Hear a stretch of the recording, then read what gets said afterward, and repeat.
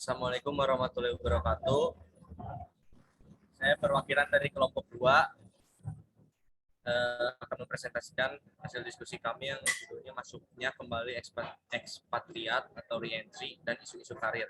Yang beranggotakan ada Agnes Rahma Diana, Ciara Khairunisa Nabila, Tiara Octavia, Ahmad Nawawi, Ifran Alfaris, dan saya sendiri Dimas Agung. Next.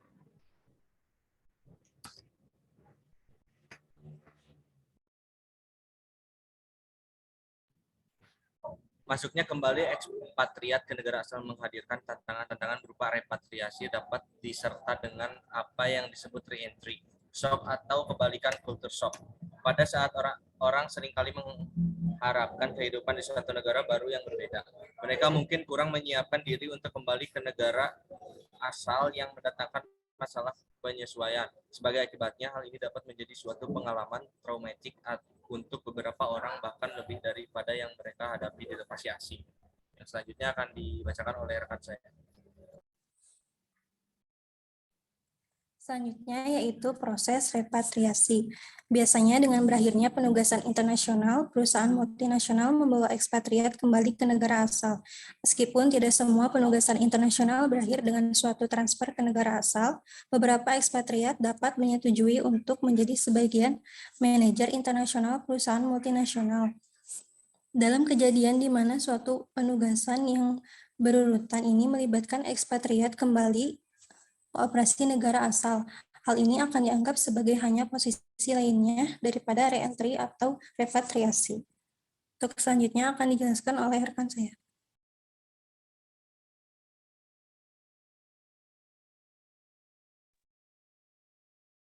Reaksi-reaksi individu terhadap reentry.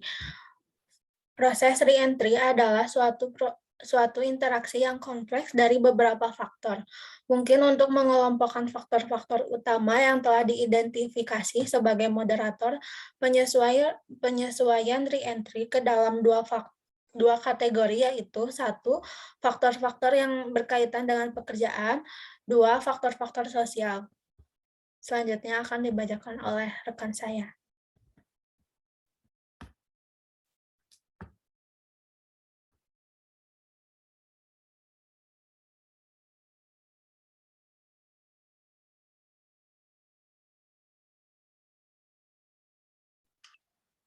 Selanjutnya ada faktor-faktor yang berkaitan dengan pekerjaan atau job-related factor.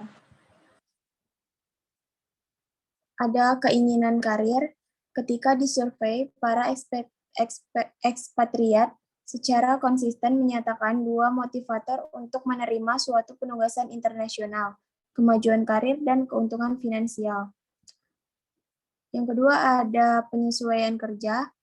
Black dan rekan-rekan menyatakan bahwa penyesuaian kerja memiliki suatu pengaruh penting terhadap keinginan seseorang untuk tetap tinggal atau bertahan di organisasi.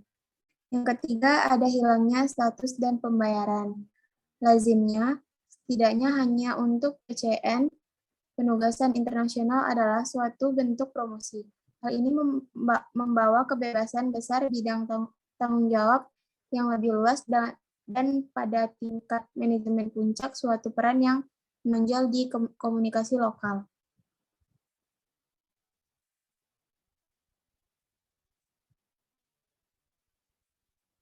Selanjutnya akan dilanjutkan oleh rekan saya.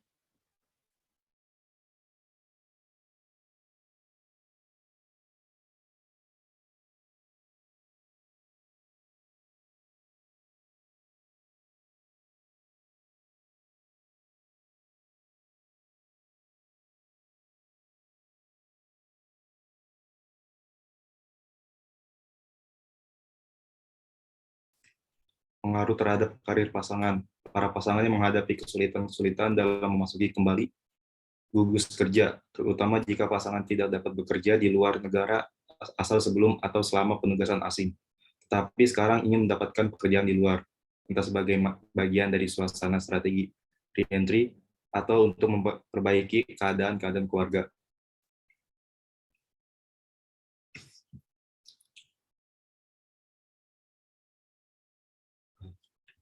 Respon-respon perusahaan multinasional. Studi-studi awal mengenai isu repatriasi menunjukkan bahwa hal ini diabaikan oleh perusahaan multinasional.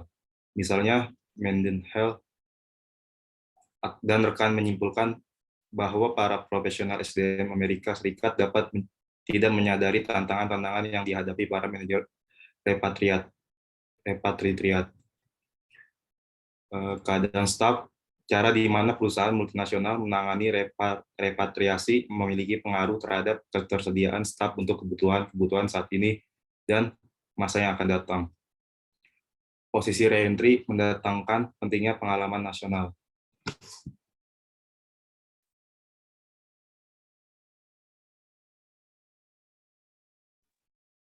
Selanjutnya, respon-respon perusahaan multinasional. Pertama, tingkat pengembalian investasi atau ROI.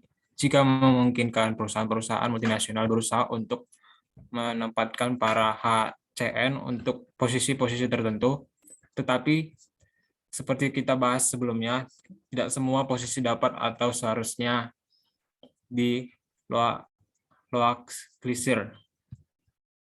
Pengurangan biaya adalah dorongan untuk tidak memindahkan staf. Selanjutnya, transfer pengetahuan. Suatu tema umum dalam bisnis internasional saat ini yang ditekankan oleh para manajer perusahaan adalah kebutuhan untuk pemupukan silang gagasan-gagasan dan praktik-praktik yang membantu dalam mengembangkan dan memelihara keunggulan kompetitif. Penugasan internasional adalah suatu metode utama untuk mencapai tujuan ini.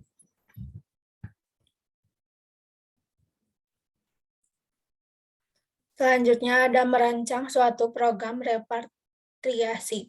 Meskipun tidak ada solusi yang sederhana dan cepat dapat merancang program repatriat dan keluarga untuk reentry, tampaknya ada beberapa hal yang perlu diperhatikan. Potensi untuk tidak sesuainya harapan-harapan masa depan dapat disebut sebagai bagian pelatihan sebelum reentry dan didiskusikan selama sesi konseling reentry antara organisasi penerima di asal negara dan repatriat.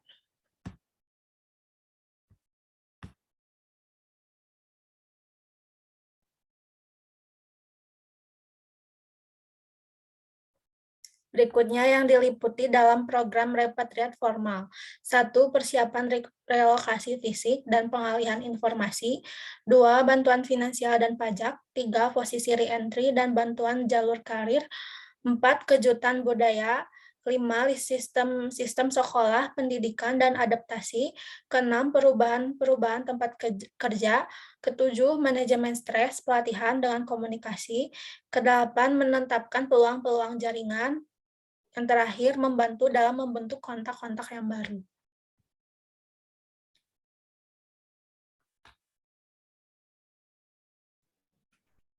Baik, sekian dari kelompok kami. Mohon maaf bila ada kesalahan dari segi kata atau penyusunan PowerPoint.